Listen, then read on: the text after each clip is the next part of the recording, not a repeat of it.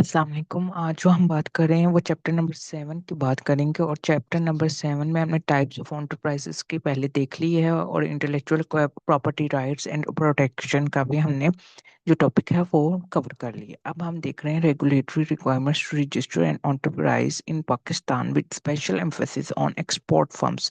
अब हम इसकी बात करने लगे हैं। अब इसके लिए हम देखते हैं कि हमारे पास क्या आता है। अच्छा बच्चे, देन अब आप देख सकते हैं पूरा एक प्रोसीजर लिखा हुआ है कि पहले आपने सिलेक्ट करनी है एक अप्रोप्रिएट बिजनेस स्ट्रक्चर, कि आप पार्टनरशिप में काम कर रहे हैं, प्राइवेट लिमिटेड कंपनी में काम कर रहे हैं, पब्लिक लिमिटेड कंपनी में काम कर रहे हैं। आपने पहले वो देखना है, ठीक है।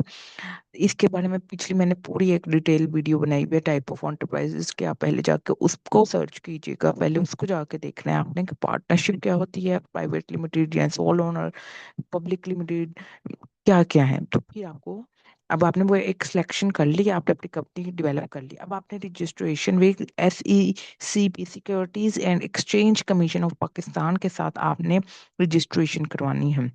आपने वहां पे बताना है मेरा बिजनेस का नेम ये होगा, हेड ऑफिस यहाँ पर होगा, सारा कुछ आपने उसको जो जो उसको डॉक्यूमेंट्स चाहिए SECP को, आपने उनको वो सबमिट करवानी है। आपने सबसे पहले वहां पे जाके फिर रजिस्ट्रेशन करवानी है, फिर आपने रजिस्ट्रेशन FPR में जाके करवानी है। FPR में जब आप जाकर रजिस्ट्रेशन करवाएंगे फेडरल बोर्ड ऑफ रेवेन्यू में, वो आपको एक national tax number NTN number आपको जनरेट करके देगा। जाहिर सी बात है, आपको जब उन्होंने जनरेट करके दिया वो एक डिफरेंट ही होगा। जैसे ID कार्ड नंबर डिफरेंट होता है हर इंसान का, इंडिविजुअल का, इसी तरह फेडरल बोर्ड ऑफ रेवेन्यू जो आपको registration number NTN number generate करके देगा वो भी डिफरेंट होगा। जाहिर सी बात है, फिर टैक्स एडवांटेज आपको मिलेगा। क्यों मिलेगा FPR में जब आप रजिस्टर करवा लेंगे? क्योंकि आप एक्सपोर्ट्स कर रहे हैं, और एक्सपोर्ट्स जब आप अपने मुल्क की चीजें, बनी हुई चीजें बाहर के मुल्क में भेज रहे होते हैं, तो आप क्या कर रहे होते हैं? मुल्क के इकोनॉमिक डेवलपमेंट में अपना रोल प्ले कर रहे होते हैं। Then export firms register themselves with trade authorities. अब आपने पहले किस में रजिस्टर करवाया? पहले आपने अप्रोप्रिएट स्ट्रक्चर देखा, फिर आपने SECP में रजिस्टर करवाया, फिर आपने फेडरल बोर्ड ऑफ रेवेन्यू में। अब आपने ट्रेड अथॉरिटीज को अपना रजिस्टर करवानी है कि आप जो कि एक्टिविटीज कर रहे हैं वो लीगल एक्टिविटी की आप एक्सपोर्ट कर रहे हैं। आपने पाकिस्तान इस्लामिक जमहूरिया पाकिस्तान में आप बैठे हुए हैं, आप कोई शराब की नहीं, लीगल यानी ये इलीगल समझा जाता है, आप इसकी एक्सपोर्ट नहीं कर रहे, आप लीगल चीजों की एक्सपोर्ट कर रहे हैं। देन आपने देखना है export firms are bound to register their firms at local chamber of commerce. आपने अपने फर्म्स को लोकल चैम्बर, मुकामी यानी कि जो कि आपके लोकल चैम्बर ऑफ कॉमर्स होगा, आपने वहां पर अपनी फर्म को रजिस्टर करवाना है।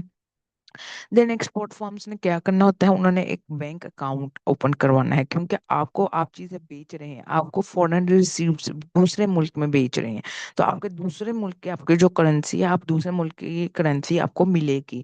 तो उसके हवाले से आपने फॉरेन अकाउंट, अपना फॉरेन रिसीव से रिलेटेड आपने अकाउंट खुलवाना है। इसके लिए जो जाहिर सी बात है, आपने SBP state bank of Pakistan जो आपको इंस्ट्रक्शन देता है, आपने वैसे रिसीप्ट बनवानी है कि आपने इस स्टैंडर्ड्स को फॉलो करना है। देन क्या करेगा export firms? Custom, Pakistan custom में अपने आप को बताएगा, वहां पर अपने आप को रजिस्टर करेगा। क्यों रजिस्टर करेगा? वो लोग आपको क्लियरेंस देंगे।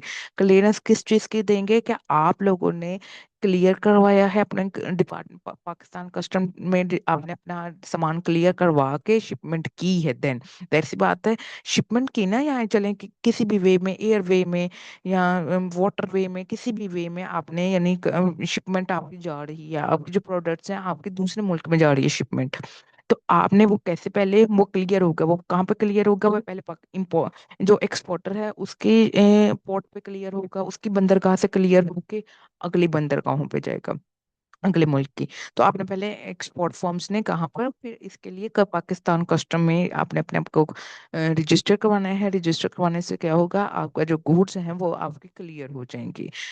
फिर अगर तो वो क्वालिटी स्टैंडर्ड्स को, फिर अब आपने देखना है कि क्वालिटी स्टैंडर्ड्स जो क्या लोकल क्वालिटी स्टैंडर्ड्स को भी मीट करे और इंटरनेशनल क्वालिटी स्टैंडर्ड्स को भी मीट करता हो, ठीक है।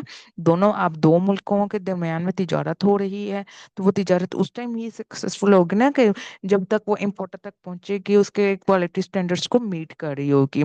और हमने ये भी देखना है कि वो पाकिस्तान के डिपार्टमेंट से भी क्लियर होते के जाए, तो पाकिस्तान कस्टम डिपार्टमेंट वो उस टाइम क्लियर करेगा जब वो पाकिस्तान پاکستان کے اسٹینڈرڈس کے مطابق ہوگی. پھر اگلا جو ڈپارٹمنٹ ہوگا کسی اور ملک کا، وہ کب کلیئر کرے گا؟ جب اس کے کوالٹی اسٹینڈرڈس کو میٹ کر رہا ہوگا.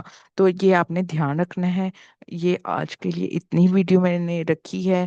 Regulatory requirements to register an enterprise in Pakistan with special emphasis on export forms.